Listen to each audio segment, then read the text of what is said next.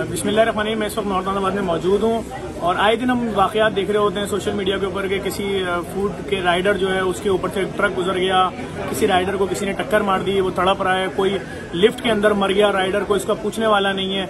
हमने इसके ऊपर वर्किंग की, जब हम इनके करीब आए मालूम हुआ जी एसोसिएशन इन लोगों ने एक तरतीब दी यहाँ के जितने कराची के बड़े रेस्टोरेंट थे, तो इनका कहना ये कि हम 14 महीने से अपनी जेबों से इन वेटरों को तनख्वाहें दे रहे थे, हम 14 महीने से अपने घर बेच चुके हैं, हम अपनी प्रॉपर्टीज बेच चुके हैं, हम मखरूज हो चुके हैं, हमारे पास कोई दूसरा रास्ता नहीं है। हम एक एक राइडर जो एक्सपायर हो रहा है उसको 40-40 लाख रुपए बकौल इनके इन्होंने अपनी जेब से दिए हैं, जो लोग मर जाते हैं। लेकिन ये कह रहे हैं हम जाएं तो जाएं किधर।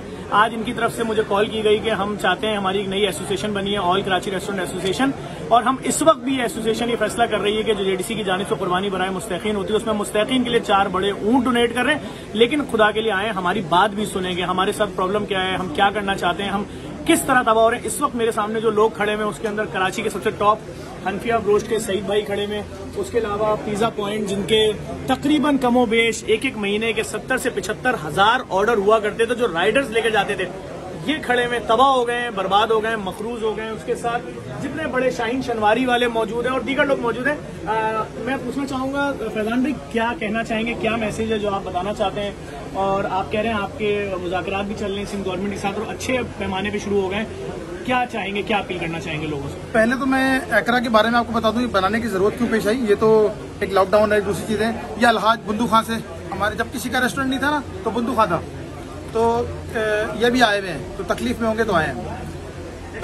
बात दरअसल ये है कि एकरा बनाने का मकसद हमारा ये है कि हम अब CSR पे भी काम शुरू करते हैं, अपने राइडर से लेके हम देखते हैं बड़ी तकलीफ होती है हमें। मैं जैसे भी आपके सामने बात की तो हमारे भी बच्चे, हमारे भी सामने भाइयों की तरह किसी की वीडियो चलती है कि कोई पूछने वाला नहीं है, देखने वाला नहीं है, तो छोटी दुकान वाले भी होते हैं, बड़ी भी होते हैं। तो हम इस सिलसिले में हमने इंश्योरेंस की बात की है, तमाम राइडर्स की इंश्योरेंस की, उनके माँ बाप की भी इंश्योरेंस करा रहे हैं, क्योंकि यहाँ पर अभी काफ़ी कंपनीज आ गई हैं, काम शुरू हो रहा है, उनसे मिलने की बात है, उनसे मिलेंगे और पैकेजेस बनवा के अपने राइडर्स तक, किचन एम्प्लॉय तक, तमाम लोगों को जो लोग अफोर्ड नहीं कर सकते। यहाँ तक भी मेरे सुनने में आया है कि कुछ जो इंश्योरेंस कंपनीज हैं वो बहनों की शादी, बेटी की शादी, इस टाइप का भी कुछ निकाल रहे हैं, उसके लिए भी हम CSR कर रहे हैं। मैं अपनी बात आपसे करता हूँ, किसी और की नहीं करूंगा, बताना नहीं चाहिए, ना मैं नाम बताऊंगा ना किसी का कुछ बताऊंगा। मेरा एक टॉप मोस्ट आदमी, मेरा बहुत अच्छा काम करने वाला यंग आदमी ट्रेन के एक्सीडेंट में एक्सपायर हुआ, तो आप यकीन करें कि हमने इंश्योरेंस की हुई थी, कुछ चीजें की हुई थी, तो हमने 4 मिलियन उनको पे किए। उनके लिए तो उनका बाप चला गया, 4 मिलियन कोई चीज नहीं है। कहने का मतलब ये है कि मेरा हर रेस्टोरेंट, हर आदमी जो एकरा के प्लेटफॉर्म पे आ रहा है वो अपने लोगों का इसी तरह ख्याल रखे। मैं आपकी बात काट रहा हूँ, देखें बहुत बड़ी बात है, एक शख्स किसी दूसरे शहर से यहाँ आता है कमाने के लिए, 12,000 रुपए पे वो वेटर लगता है, बेचारा 6-6 महीने 1-1 साल यहाँ पड़ा रहता है, वापस नहीं जाता 2-2, 3-3 साल तक। क्यों? माँ की दवाई है, बाप का इलाज है, बहन की शादी है, और खुदा न खास्ता वो किसी हादसे का शिकार हो जाए तो सोशल मीडिया पे तस्वीरें चल रही हैं, भीख मांगी जा रही है, रेस्टोरेंट मालिक उसको सपोर्ट नहीं कर रहा, रेस्टोरेंट की एसोसिएशन क्यों नहीं सपोर्ट कर रही थी, और ये तमाम चीज सवाल थे। तो क्या अब कोई फंड ऐसा होगा जिससे उन लोगों को भीख नहीं मांगनी पड़ेगी, सड़कों पर नहीं आना पड़ेगा? इस हवाले से लोगों को बताएं। थोड़ा सा मैं बताऊं, बड़ी ऑर्गेनाइजेशन काम कर रही है रेस्टोरेंट के कलेक्शन के नाम पे। 15-15, 20-20 हजार की मेंबरशिप है।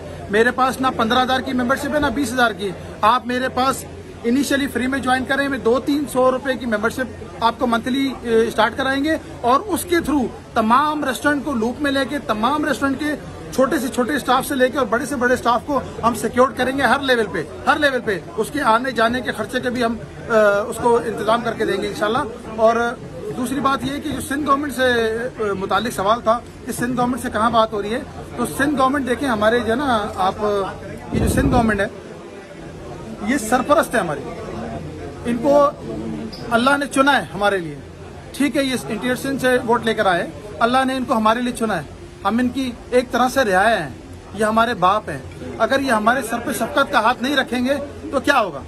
मैं इससे ज्यादा बात क्या करूं?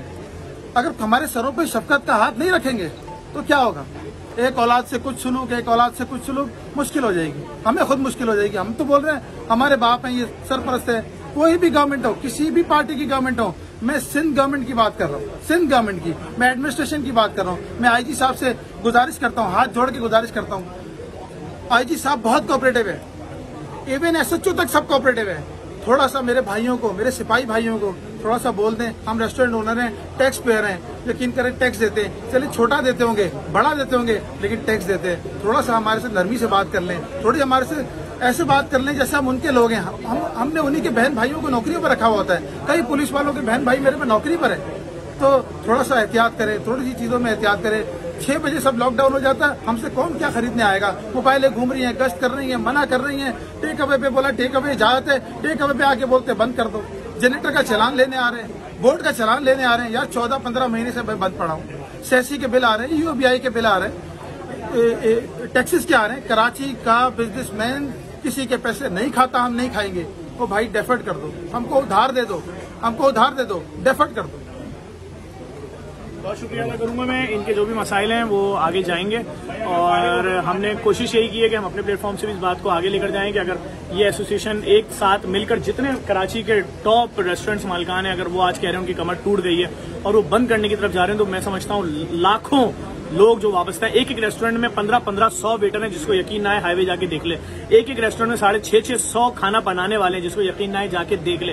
तो जो हजारों रेस्टोरेंट्स बंद होंगे तो वो उसका क्या होगा। ठीक है, इनका ये नहीं कह रहे कि इस कोविड में खाना खिलाओ, ये कह रहे हैं जो टेक अवे की इजाजत है कम से कम उसमें तो हमारे साथ जो टाइम है उसमें हमारे साथ ताउन किया जाए। उस टाइम के पूरा होने से पहले क्यों बंद करा रहे हैं। सईद भाई कोई बात करना चाह रहे हैं हनफी अब्रोस्ट वाले। अस्सलाम वालेकुम। अक्सर लोग ये कहते हैं कि जब दूसरी हमारी तंजीमें थी जो कराची के रेस्टोरेंट को रिप्रेजेंट कर रही थी, तो आखिर क्या वजह थी कि ये एकरा आल कराची रेस्टोरेंट एसोसिएशन बनाई। दरअसल में ये आल कराची रेस्टोरेंट एसोसिएशन जो बनाई है वो सिर्फ आज के लिए, लॉकडाउन के लिए नहीं है। इंशाल्लाह सुम्मा इंशाल्लाह जो हमारे सिंध गवर्नमेंट जिस तरीके से चल रही है, और मैं बहुत मशकूर हूँ अपने वज़ीर आज़म और वज़ीर आला साहब का जिस तरीके से वो कोविड-19 को लेकर चल रहे हैं, इंशाल्लाह चंद महीनों में वबा खत्म हो जाएगी। हमारा जो मंशूर, हमारा जो काम यह है कि रेस्टोरेंट एसोसिएशन वालों के तमाम मसाइल को हल करना। आज तो ये कल खत्म हो जाएगा, रेस्टोरेंट खुल जाएंगे। उसके बाद जो आने वाले वक्तों के अंदर है हमारे साथ हर किसी जो भी किस्म की जो प्रॉब्लम है, तो उनकी जो जायज मुतालबात है, जायज चीज है, उनको हल करने के लिए हमने खोली और हमारा किसी से भी कोई ऐसा वो नहीं, हम सबके साथ हैं। बहुत बहुत शुक्रिया। अस्सलाम वालेकुम।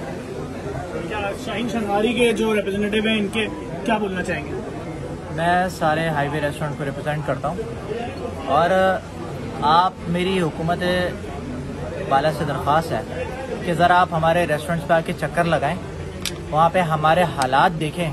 हमारे करोड़ों रुपए लगे थे, हमारी जिंदगी भर की जमा पूंजियां उन रेस्टोरेंट्स पे लगी थी। आज हमारे ये हालात नहीं है कि अगर कल भी लॉकडाउन खोला जाए तो हम रेस्टोरेंट को वापस खोल सकें, क्योंकि उनकी वो कंडीशन नहीं है। ना हमारे फर्नीचर बाकी रहे, ना हमारा इलेक्ट्रॉनिक्स बाकी रहा है, ना हमारे पास स्टाफ है, ना हमारे पास खाने को है, ना हमारे पास बेचने को है। हमारे कारोबार बंद हो चुके हैं, हमारे पास स्टाफ को देने के लिए नहीं है, हमारे पास घर ले जाने के लिए नहीं है। हमारे डेली वेजेस पे हमारे पास मजदूर काम करता था, जब उसका घर नहीं चलेगा तो मेरा घर कैसे चलेगा। वो मेरे लिए काम करता है तो उसका घर चलता है, उससे मेरा घर चलता है, और हम दोनों का घर उस वक्त चलता है जब रेस्टोरेंट का चूल्हा जलता है। बहुत शुक्रिया, थैंक यू। मैं बस ये गुजारिश करूंगा, बंदू खान के भी मौजूद हैं यहाँ पर और दीगर रेस्टोरेंट से लोग भी मौजूद हैं कि हुकूमत से गुजारिश है, हुकूमत सिंध से गुजारिश है कि इनके साथ ये कह रहे हैं हुकूमत सिंध से इनके अच्छे मुज़ाकरात चल रहे हैं और ये सब बहुत मुसीबत में आ गए हैं, तो इनके लिए कोई ग्रांट या कोई ऐसी अप्रूवल दी जाए जिससे इनका जो भी नुकसान हुआ है अब तक कुछ अजाला हो जाए, ताकि ये मजीद आगे अपने आप को खड़ा कर सकें। मुख्तसरन क्या कहना चाहेंगे सर? मुख्तसर ये कहना चाहूँगा, वज़ीर साहब से मालूम है ये इंडस्ट्री बहुत सारी चीज़ें इंडस्ट्री के साथ वाबस्ता है, गोश्त, मुर्गी, किराने, सारी चीज़ें इनके साथ वाबस्ता है। सबसे बड़ी बात यह है कि हमारे पास जो मुलाजिम काम करते हैं उनको 3 टाइम का हम खाना देते हैं, जो उनको सैलरी बेच के उनके घर चली जाती है, वो उसी सैलरी से उनके घर पलते हैं। अब जो बंदा हमारे पास काम कर रहा है उसके पीछे 5 बंदे खाने वाले, ये इंडस्ट्री बंद हो जाएगी तो इसके ऊपर सोचा जाएगा कितने लोग बेरोजगार होंगे, कितने लोगों का पेट जो है खाली रह जाएगा। तो लिहाजा वज़ीर साहब से दरख्वास्त ये कि खुदारा इस इंडस्ट्री पे नजरसानी करें और हम SOPs कहते हैं जो भी हमें जो फॉलो करने के लिए दिए जाएंगे रूल्स हम उसको फॉलो करेंगे, हमें रेस्टोरेंट खोलने की इजाजत दी जाए। 3 फूड वाले भाई भी मौजूद हैं सर, क्या मेरी गवर्नमेंट से रिक्वायरमेंट है, जैसे दीगर इंडस्ट्रीज को SOP दी जा रही है, रेस्टोरेंट को भी एक SOP डिफाइन की जाए कि इस तरीके से रेस्टोरेंट काम कर सके। जैसे कहा जा रहा है कोविड बहुत लंबे अरसे चलेगा, तो हमें भी एक SOP दी जाए, हमें एक इंडस्ट्री का दर्जा दिया जाए, हमें एक इंडस्ट्री एक्सेप्ट किया जाए, साइड लाइन नहीं किया जाए, ब्रीथ लेने की स्पेस दी जाए। और थर्ड ये है कि हमें गवर्नमेंट रिलैक्सेशन दे, सेसी, UOBI, सोशल सिक्योरिटी और अदर टैक्सेस के अंदर हमें रिलैक्सेशन देते थे, और हमें एम्प्लॉइज और जो प्रॉपर्टी रेंटेड है उनके लिए हमें रिलैक्सेशन दी जाएगी कि रेंट हाफ हो जाए या कुछ हो जाए, क्योंकि इस पोजीशन में हम रेंट अदा नहीं कर सकते। थैंक यू, बहुत शुक्रिया। इन लोगों के यही मुतालबात थे, हमने सारी बातें आप तक पहुंचाई और इस वीडियो को लाजमी शेयर करें। बहुत शुक्रिया, थैंक यू।